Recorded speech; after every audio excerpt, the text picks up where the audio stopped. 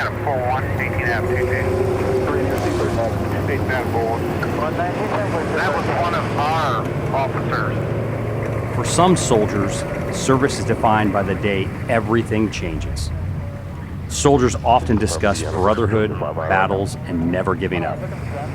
When Rick Yarosh's Bradley fighting vehicle struck an improvised explosive device in Iraq, his compartment was filled with flames. Blinded, severely burned, the gunner climbed through the hatch and jumped into uncertainty, surviving injuries that would reshape the rest of his life. But survival was only the beginning. So I was deployed to Iraq in December of 2005. We lived in a little patrol base Courage it was called, and that was also in the Abu Ghraib region.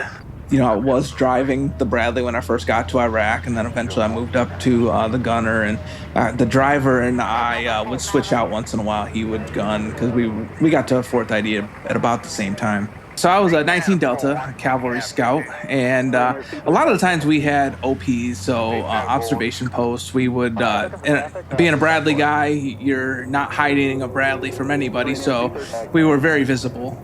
So we'd be watching up and down the roads, making sure nobody was doing anything. I didn't always know what the mission was as a gunner. You just kind of go. You listen, they tell you where to go, and you go. No, he says it's one of our guys. September 1st, 2006. It's a hot day in Iraq, near Abu Ghraib. Rick's unit is on patrol, but does not expect enemy contact. Hatches open, routine. So we had 3 Humvees, 2 Bradleys. The 3 Humvees in front of us drove right over that IED, but my guess is whoever was setting it off couldn't see the Humvee's profile because they're a little lower, and when they saw the Bradley roll, they set the IED off. The explosion went through the bottom of the Bradley up into the turret where we were sitting, and that's also, for people that know the Brads, there's the fuel tank is right there, and it hit the fuel tank, and that's what really caused the main problem. So as soon as it hit the fuel tank, there was a big fire. I was on fire. The top of the turret sits 10 feet above the ground. Rick's body and face are burning. Unable to see through the fire, he does not have a clear path to safety. So my hatch was open, so I was able to stand on my seat and climb to the top. Once I got to the top of the turret, then the next thing I had to do was jump, and I couldn't climb because I couldn't see. The fire was covering my face, and when I landed, I broke my leg really bad. So that ended up later on ending up in an amputation of my right leg below my knee. So I laid on the ground. I had gotten out of the vehicle, I had gotten off of the vehicle, but I was still on fire. Rick does what he was taught in grade school: stop, drop, and roll. But the flames do not go out. I laid on my back and I stared up into the sky and I gave up. I didn't know what else to do. I really did not. My leg was broken, so I couldn't stand up and run. Even if I could run, I couldn't see anything, so where was I gonna go? I had given up. Now, today in my life, I say that I will never give up again. I don't care how difficult things get in my life.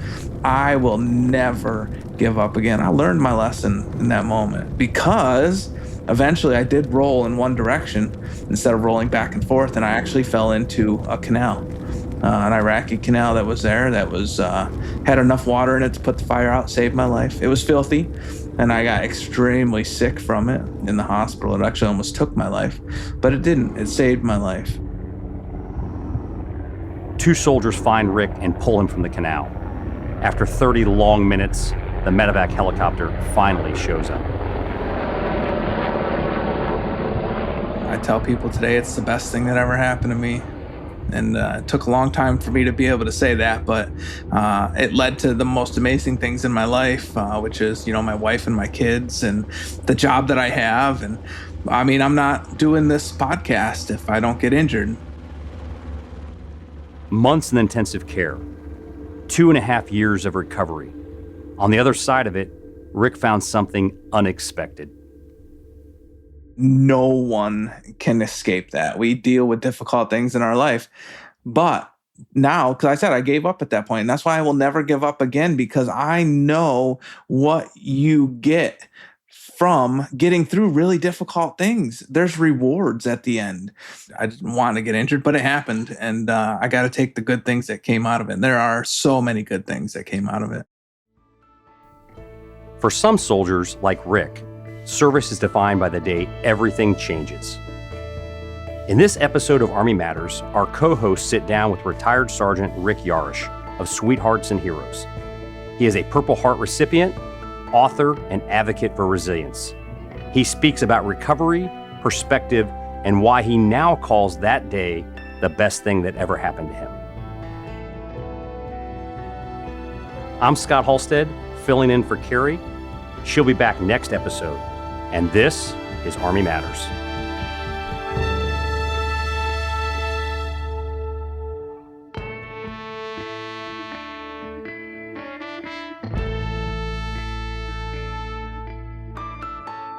Hello, everyone. I'm Lieutenant General Retired Leslie C. Smith, the 66th Inspector General of the United States Army, and welcome back to your next episode of Army Matters.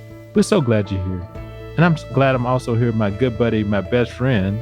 I'm your best friend now? I'll put you back on best friend podcast status, yes. Okay, podcast status. Well, ladies and gentlemen, Les's best friend, what a privilege. But I'm Sergeant Major of the Army retired Dan Dailey, the 15th SMA, and I enjoy having to spend great time with my good friend Les for every episode. So speaking of that, what are we talking about today, we've Les? really been talking about a lot of great leaders, a lot of people who've done a lot of great things. And today's guest is one of those leaders that, every time we talk to him, he inspires us to do more each and every day. Yeah. And I'm going to let you bring him on the show. But whenever I hear this gentleman's name, you said it perfectly. Inspiration is the word. It's incredible. So why don't you bring our guest on the show, Les? Let's talk to him. Sergeant Rick Yarosh, welcome to Army Matters, brother. It is great to be with you both today. Awesome opportunity. Yeah, welcome, Rick. It's great to see you. Yeah, it's, your service to the nation is a big deal. And, you also have a Purple Heart. And, we ask soldiers this a lot. Tell us a little bit about where you're from. I heard you were talking with Dan about you guys are in some of the similar spaces. And who inspired you to serve? Well, we both understand winter pretty well, being from the Northeast. I today live in Vestal, New York. Grew up in Windsor, New York, right on the border of Pennsylvania. And what inspired me to join? So I had a lot of inspirations of joining. A lot of people I didn't actually know all that well. My biggest one was actually a soldier who wrestled for a school. I wrestled in high school, and there was a soldier who wrestled for a school nearby, Sydney, New York. And Easter Sunday of 2004, our local newspaper was sitting on the coffee table at my grandmother's house. I was visiting her on Easter, and the headline read, "Sydney grad killed in Iraq." And underneath that headline was his picture. And as soon as I saw the picture, I knew him. It was Isaac Nieves, wrestler from Sydney. I read the article, and in the article it said, "First Southern Tier soldier killed in Iraq." So the Southern Tier is the part of New York that I'm from. And the day after, I had already, had it in my head that I was probably going to join. But the day after I read that article is when I went and signed the papers. So Monday morning, went and signed the papers to be a cavalry scout. Oh, wow. So let's back up a little bit. So tell me what is life like just north of Pennsylvania, south of New York City? What is it like? This is home. This is where my family, was born and raised, and this is where I was born and raised. And after I joined, after I got injured in Iraq, eventually I moved back here. So this is home. When I got injured and when I came home, I had so many people awaiting me to come home. And, I think I had in my head, I could go anywhere. after my injury. I could have ended up staying in San Antonio, which I loved San Antonio. But when I came home and I saw the people that were there waiting for me to help me and support me, I knew right where I needed to be. So upstate New York, even with the weather, man, this is home, and I truly do love it most of the time. Okay, so which one are you? Giants, Jets, or Eagles fan? Ooh, don't even throw the Eagles in that mix. You forgot you actually forgot the Bills, which I'm not a Bills. Oh no, the Bills. Yes, I'm not a Bills fan. Yeah, but Not a Bills I'm fan. a Giants fan. You got to lay claim to one of them. You got which one are you? I am you a a Giants Giants guy? fan. You're a Giants fan. But, Yeah. you know, so I think I don't know if you said who do I root for or who am I a fan of? 'Cause I'm a fan of the Giants, but they are very difficult to root for right now. So I root for the Bills because, you know, the Giants. Nice. I mean, I root for the Giants, but 2 or 3 weeks in, it's been pretty obvious that things aren't happening. I got you. So, Giants fan all the way, 100%. Dan. Yeah. Jazz fan. Okay. Dan. Yeah. My brother's a huge Giants fan. I'm a Pittsburgh Steelers guy myself. You know, we get two choices here, and just like they do in New York. You get a few picked the choices right up there. one. That's right. So You picked the right one. yeah, yeah. So you were inspired, which is an incredible story, by the loss of someone you knew, and that said, you know, you wanted to serve. And we all have ways we serve, but tell us about your time when you first came in the Army as a junior soldier, before you deployed. What was it like? And describe the atmosphere inside the organization. And why you were drawn to it. So that was the final piece when I read that article. But there were pieces that led up to that. Like, you know, in high school, I didn't do that well. I barely graduated. I knew I would graduate just because I played football and I wrestled and I did those things. So I knew I was going to graduate, and I did just enough to get by. So when I graduated, I thought all that would change. You know, you got a diploma. The diploma changed everything, and that's just not how that works. You know, like if you don't make a change, you barely get by. You continue to barely get by. So that's what I did after I graduated, and then I got to the point where I was like, I need to make a change in my life. So when I read that article, that put me over, and it was like, I got to do it now. I got to basic training, and I was 21 years old. I actually turned 22 while I was in basic. I made sure no one knew my birth date because that always was an interesting day when you had a birthday in basic training. So nobody knew that I turned 22 in basic, which was awesome. But I got there. So I was one of the older guys in basic, and I'll tell you right now, I had a hard time with it. Yeah. I really did, because I was there to do my job, get through basic training, and then get to my unit. That's what I was there for. I wasn't there to play games. I wasn't there to mess around. And, you know, a lot of these guys, some of them are 17 years old, and they're there to mess around, and they're there to get you in trouble. And I was not a fan of a lot of that. Nice. So, I had a hard time with So some. where? Yeah.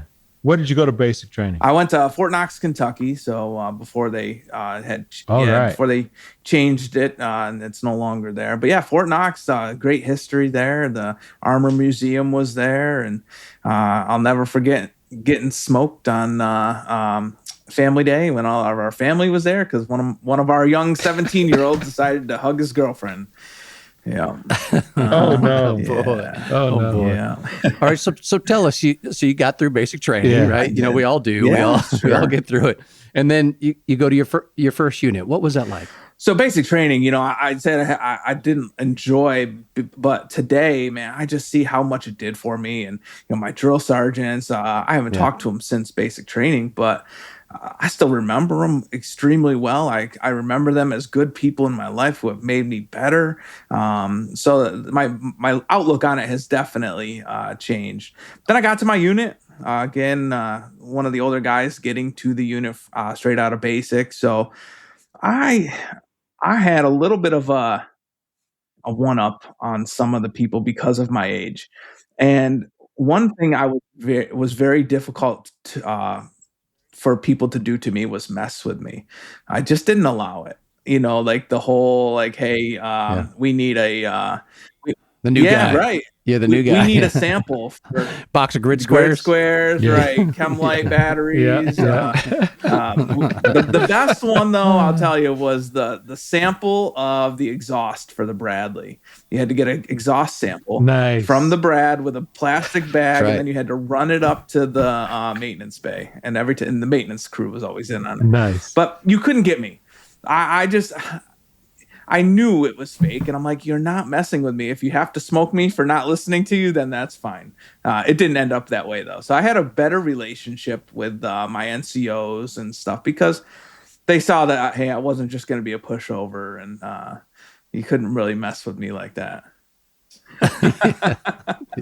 Yeah. So let's fast forward a little bit. You're deployed now, and what was your life before you had the fire and the accident and your Purple Heart? What was daily life like during deployment?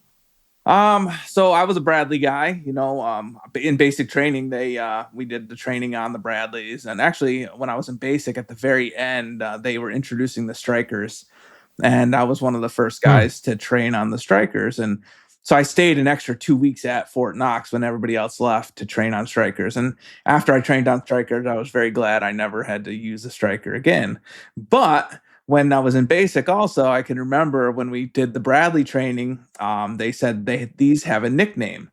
And we were like, okay, what's the nickname of the Bradley? And they said the nickname is the Rolling Coffin.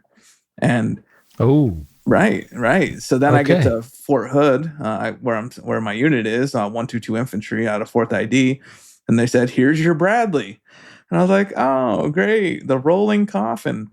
But I mean, there's true reason for that because those hatches are shut and it's hard to get out when something happens. So deployment, when we first got there, we got there right before Christmas. So I got to spend Christmas in Kuwait. And then New Year's Day, we actually drove up to Baghdad. We were in South Baghdad. And most of the time, as a Bradley guy, there's not a ton of roads over where we were that you can drive the Bradleys on. So we used Humvees in the beginning. And when we did use Bradleys, it was mostly for Overwatch type things. We would sit on an observation post and we would watch up and down the roads, and we would make sure that nobody was burying any kind of ordnance, and which they weren't where we were sitting because we were watching. So where were you located? It's a famous prison. Where were you? Initially we started in South Baghdad. We started at a place called Fob Falcon, and then we moved from Falcon eventually to the infamous Abu Ghraib. So we actually lived in the prison. We actually used the jail cells as our barracks. I can remember I actually turned 24 when I was sleeping in a cell in Abu Ghraib prison. So that day I didn't have to go out on mission because it was my birthday. But yeah, we lived right in the prison. Didn't work in the prison. And it was actually right at the very end of the time we were at Abu Ghraib is when we were handing it back over to the Iraqis. So we kind of finished the U.S. presence in the prison. Yeah. So, Rick, let's talk about your team, your soldiers, and specifically your Bradley crew. Talk to us about that. What was the dynamic like? I spent 15 years in a Bradley, before they moved me out when I became a battalion sergeant major. And there's a special bond that goes on inside that vehicle. Talk to us about that. Yeah, so we ran with the bare bones. We had a driver, we had a Bradley commander, and we had a gunner, and that was it. And once in a great while, we would have some dismounts, but it was tight. I mean, I can think of everyone that was on every Bradley in the platoon, and we did our thing. So we were extreme. We went through net training together. That was a couple month training, and just super close. When I first started on the Bradley, it was myself as a driver, but my original crew was Sergeant Hildebrandt was my Bradley commander, and then Sergeant Montez was our gunner. And I stuck up with Montez the whole entire time because eventually Sergeant Montez became our commander and I became the gunner. But you're right. It is a tight spot. That's a tight place. I say you get to really know somebody when you're sitting in the turret with them only a foot away every single day. Yeah. Yeah. I spent some long hours in there. I drove the Bradley too, and then moved my way up through gunner and then gunner commander. But that's great. So Yeah, I know this is probably hard, but tell us about the teammates, about the buddies that you lost. Yeah, so obviously, so all of the things that I've dealt with over the past 19, almost 20 years now, certainly the hardest thing is the loss of a brother. I mean, we don't bleed the same DNA, but we bleed the same blood. Like we were brothers, and like I said, Montez, who did pass away, who was my Bradley commander, he was sitting and standing a foot away from me every single day. Like I knew him. Yeah. I knew him well. I knew him in ways I didn't want to know him.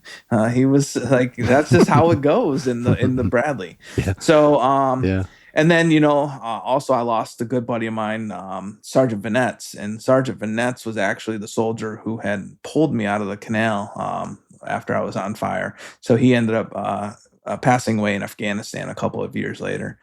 So, I'm 43. I've lost a lot of people. But I know that if they're looking down on me, they want me to be living the best life I possibly can. I just know and that is how I deal with that. And I only know that because if it was reversed and I did not make it through that day and Montez was still here, I would want Montez to be living the best life ever. I wouldn't want him like living in sorrow over the fact that I'm not here anymore. So that's how I deal with the loss that I've dealt with. So we know about September 1st, 2006. The injuries you sustained thinking about giving up and getting rescued. Tell us about your recovery, the successes, and the setbacks. I will tell you today, I am a product of the amazing people that I've had in my life. I'll never forget a morning waking up after being in that hospital, and I had the best nurses, I had the best team. But things happen, and one morning they had this mask on my face, and it was gauze, and they would wet it through the night. I had some issues with my skin on my face, and they would wet it every night. They'd come in and spray it, and one night I don't think it got sprayed. So in the morning, it had hardened to my face, and they had to take that off. And I can remember, it's not hard for me to say, but it's probably hard for people to hear. Like they were taking that thing off of my face, and I was throwing up because of the pain that came from it. But there were days that I certainly did not want to wake up. But I had nothing but positive people. My parents are amazing. They would not allow negative talk in my room. If they were talking about early on when they were talking about amputating my leg, they wouldn't allow that. Even though I was in a coma, they wouldn't allow the doctors to talk about that in front of me because they didn't want that kind of stuff in my life, even though if I could hear and I could process it. That's not going to be healthy for me. I was already dealing with enough. They didn't need to add on to it with negative conversation. So, yeah, some of those days were brutal.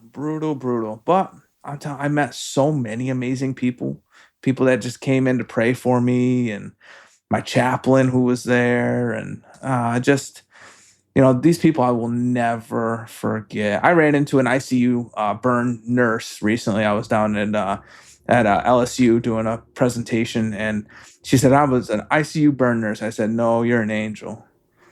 Like, man, the people that choose to be in those positions, in those rooms, they are angels. Yeah, they are. So for our listeners, you talked about your amputee. You had to have your leg amputated because of how badly it was broken. But describe how much of your body was burned. Now, 60% of my body was burned, and it's basically my chest and my back that was not. And that's because I was wearing my IBAS. If I had not been wearing my IBAS, which a lot of people in the turrets of the Bradleys didn't, just because of how big they were and how hot it was. And I had mine on. And if I didn't have it on, I would have been 100% burned. And you just don't survive that. Oh, wow. So 60% burned. And how long were you in recovery?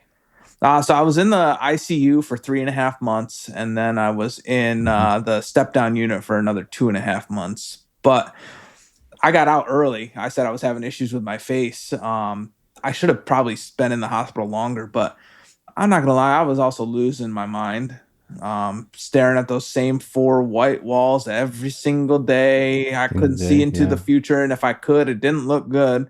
And the situation with my face, like I got some pictures and they are brutal. They are brutal. And they're the actual hospital pictures that they took. And they said that they were, at that point, they thought that the hospital was probably causing these issues with my face. And they just needed me to get out of that environment with all the stuff and the illness and stuff. So they let me out. And I was in recovery, really, though, for another 2.5 years. So I lived down in San Antonio at Brooke Army Medical Center for 3 years. Yeah. Right. Oh, wow. Okay. So we've heard you say this before, and I want our listeners to understand this, that you said that this is the best thing that ever happened to you. Explain that about the recovering process. And what do you mean by that? And why is it important for our listeners to hear that? It's super important because every one of us in our lives deal with difficult things. Like, that's just fact. And no one can escape that. We deal with difficult things in our life. But now, because I said I gave up at that point, and that's why I will never give up again, because I know what you get from getting through really difficult things. There's rewards at the end. And I say today that what happened to me was the best thing that ever happened to me because of the rewards that I've reaped because of what I went through. Like, I met my wife after my injury. I wouldn't have met my wife if I didn't get injured. That doesn't mean I wouldn't have gotten married, but I wouldn't have my wife today that I have, which also means that I wouldn't have my 2 daughters. So the 3 most important people in my life are my wife and my daughters, and they would not be in my life today if I didn't get injured. That's why today I can say it's the best thing that ever happened to me. That's 3 of the rewards. I mean, I've been speaking to students mostly. I speak to anybody who wants to listen, but mostly kindergarten through 12th grade. And you can imagine what a kindergartner thinks when I walk into a room. First thought, but that almost instantly changes once I start talking to them. But I wouldn't have that opportunity to talk to these kindergartners or these 12th graders if I didn't get blown up. Now, that doesn't mean I wanted to get blown up. That does not mean I wanted to get injured. That doesn't mean I want people to have to deal with difficult things in their life, but they will. And I will. And when we deal with those things, eventually we see the rewards. And hope is a big word for me in my life, and hope stands for hold on, possibilities exist. And those possibilities are the rewards that I'm talking about. Hold on, possibilities exist. That's pretty cool. Yeah, that's amazing.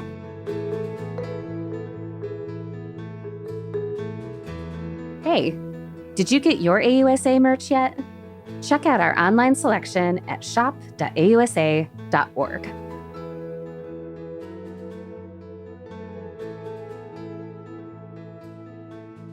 Welcome back to Army Matters.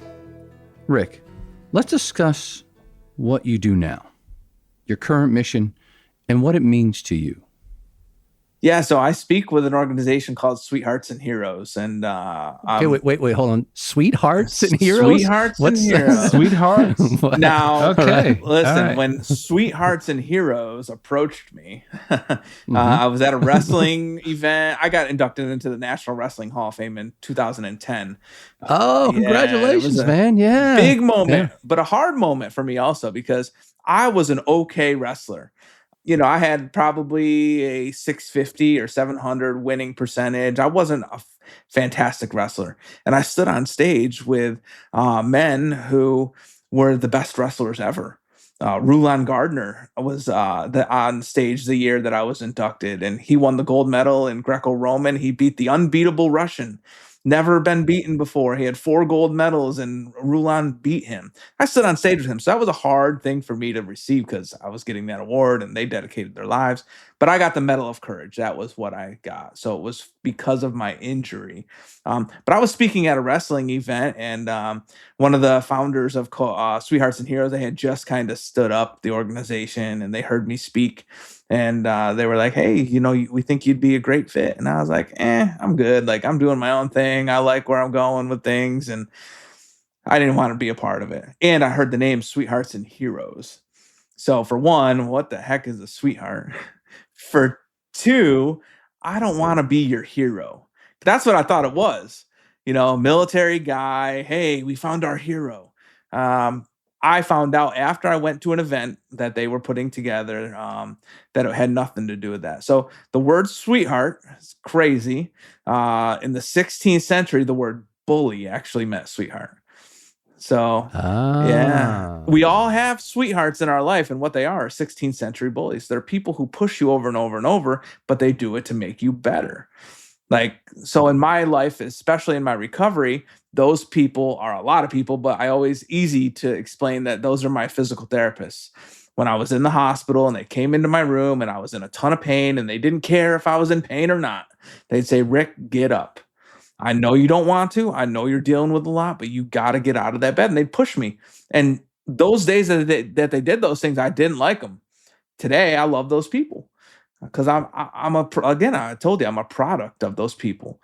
So that's where the word sweethearts came from. And then the heroes in the bullying world is just people who do things differently than other people. Like people that step up when no one else does. So that's what we're creating is these sweethearts and heroes. And so we've been doing that for about 15 years, spoke to about 2 million students. Like I said, from kindergarten, actually, we'll go back even further, pre-K to 12th grade. So I love the opportunity that I've had through all of this. And, kids sometimes will come up to me after the presentation. They say, you changed my life. I felt like I had no hope when I walked into this auditorium. And right now I do. That's an amazing feeling. An amazing feeling. That's cool. So let's pull the thread on that one a little bit. You've been called an expert in hope, and you gave us the acronym, but give us a little bit more. What does that really mean? You got kids coming up to tell you that. People have coined me an expert in hope. I have never coined myself that way. If I'm an expert in hope, it's only because I know what the other side looks like, the hopelessness. I felt hopeless. So I can't relate to a 13-year-old kid. I can't. I'm not 13. I'm not dealing with what they are dealing with. I'm just not. But I can relate with the hopelessness that they feel. And the bottom of the barrel, like there's no other option. There's no way out of this mess. But that's when I tell them there is. And a lot of that is patience. We have to be patient. I know that is one of the hardest things for any human being to be is patient. But that's the hold on part, hold on of the possibilities that exist. You got to be patient to find out the possibilities that exist, the rewards that we have in our lives. How would you equate that? And I think we're about to put in the work too, Dan, to how we can help our veterans, as they transition to figure out the hold on possibilities exist as they transition from the military and the things that we see. For me, the biggest thing with that is the all-important word purpose. Man, these men and women who are in the military, they have like the biggest purpose in the world. Like you're a protector of people. You're a protector of the nation. And then you make the decision to leave the military, or it's just time for you to be done. And you are leaving that. And then you're trying to find purpose again. That's tough. But you know what is just as big as being that? Being a father, being a brother, being, when you're there for people. My role as a husband, my role as a father today is as big of a purpose that I've ever had in my life. But I make it that way. I choose to see it that way. And I think that's one of the biggest things. We lose purpose. And that is we require purpose to live. Purpose in your life and acceptance of yourself are the two most important things that we got to work on with our veterans. Yeah, absolutely. And you're absolutely right. Many people always ask, why do you serve? And it's hard to understand and explain the amount of purpose you have when you're a service member and a soldier. For sure. It is. You really have to experience it. Yeah, you do. And what's great is, you've talked about it. You go out and you talk to millions of students, and you primarily focus on students when you go out and talk. But you talk about bullying. Why the topic of bullying, and how do you relate that to them? So the reason bullying is because that's what schools want. Yeah. We can take that word bullying right out of the presentation, and it's still the same exact message about taking care of each other. understanding what people are dealing with, like that's another thing is empathy. We don't use empathy as much as we used to. And when we don't use it, we lose it. Yes, we talk about bullying, but it's all about taking care of each other, like truly understanding what people are dealing with. It's really difficult to be a jerk, to be mean to somebody when you really know who they are and what they're dealing with. Yeah, I always said it takes a lot more energy to be negative than it does just to be positive. Oh, it absolutely does. There's so much more positive in this world, and we don't focus on it because it's around us all the time. We almost become blind to it. It's there. Yeah. Open your eyes, and when you see the awesome things that are going on around you, the negative things, they don't affect you as much. So speaking of empathy and positivity, you were challenged in this regard by an interaction you had with a young girl in which she saw you and called you a monster. Tell us about that. I was actually calling myself a monster. So little kids saw me, and it was very obvious to me that they were terrified. No nose, no ears, hands that are gnarled, one leg, half a head of hair. A 5 or 6 year old, that's what they're going to draw in their head. That's a monster. So that's what these kids saw me as, because they didn't know what else to see me. They know what a human looks like. It looks like you. They would hide behind their parents' legs. They would run away. And it got to the point where I did not want to have to go out in public anymore. But I also knew that I had to force myself to be uncomfortable to make myself comfortable. So I did go out in public. And one time I was out at a restaurant with my brother, and I had a wheelchair. I was still in my wheelchair. I hadn't got my prosthetic yet. And I was sitting there, and there was a table across from me that was empty. And I liked that because nobody could sit there and stare at me. I was worried that a family would sit down and there would be, little kids, and then they're afraid of me, and then their parents have to deal with that. And it's like I don't want to ruin people's day. And I felt like that's what I was doing just by going out in public. Now they're going to have to deal with their kid and sit down, turn around, don't stare. So eventually a family did sit down, and in that family, a little girl, 5 or 6 years old, and she actually was staring at me, but I could tell she was afraid of me. Her grandfather was sitting next to her, and we're in San Antonio, so big military community. He probably either was military himself or at least knew that I was. So I heard him whisper to her, and he said, "Go say hi to him." He wanted his granddaughter to come over and say hello to me. And I did not want that to happen because I knew how that would end. She's going to run away. That's just how it always goes. And when she got about halfway over, I didn't want her to come all the way over because she was uncomfortable. When she got halfway over, as nicely as I could say to her, I said, "Hey, how you doing?" But as soon as I said that, she stopped dead in her tracks. And just like I thought she would, she ran away from me, and she got back to her grandpa, and she said, "Grandpa, he's really nice." And that is certainly not what I thought she was going to say. And that moment in my life changed me. And so I said, you need to learn to accept yourself. But at that point, I was looking for the acceptance of other people, especially kids, because they were terrified of me. And when that little girl showed me that acceptance, I think that was the beginning of me being able to accept myself, which is so much bigger. But I definitely did not think she was going to say that. And that day, my eyes were open, and I was able to let it affect me. Yeah. Tell us about your wife and your family. I know they make a big difference in your life. We have a 6-year-old kindergartner, and we have a 14-year-old 8th grader, both girls. Yeah. Big, so I say purpose. And man, just meeting my wife and having my girls, like that is humongous purpose in my life. 3 most important people in my life, my wife and my girls. And they wouldn't be here today if I didn't have that happen to me in Iraq. Pretty crazy. So you just recently released a book. Could you tell our listeners the name and title of that book and why you wrote it? Yeah. So A Bridge Named Amos. Amos was my service dog. Trained in prison, Fishkill Penitentiary by the inmates. I actually had to spend 2 weeks at the prison, working with the inmates and Amos. Amos was my connection early on to the kids. So I could speak to middle schoolers and high schoolers. That was easy. I could not go into elementary schools because I was always worried that I was damaging the children. Like when I go in there, they're afraid of me, and then they're going to go home and they're going to have nightmares and they're going to talk about me to their parents, and it's not going to be good. That's the way I looked at it. That was the issue. I had to fix myself. Amos helped me with that. So I had Amos, and he went to the schools with me.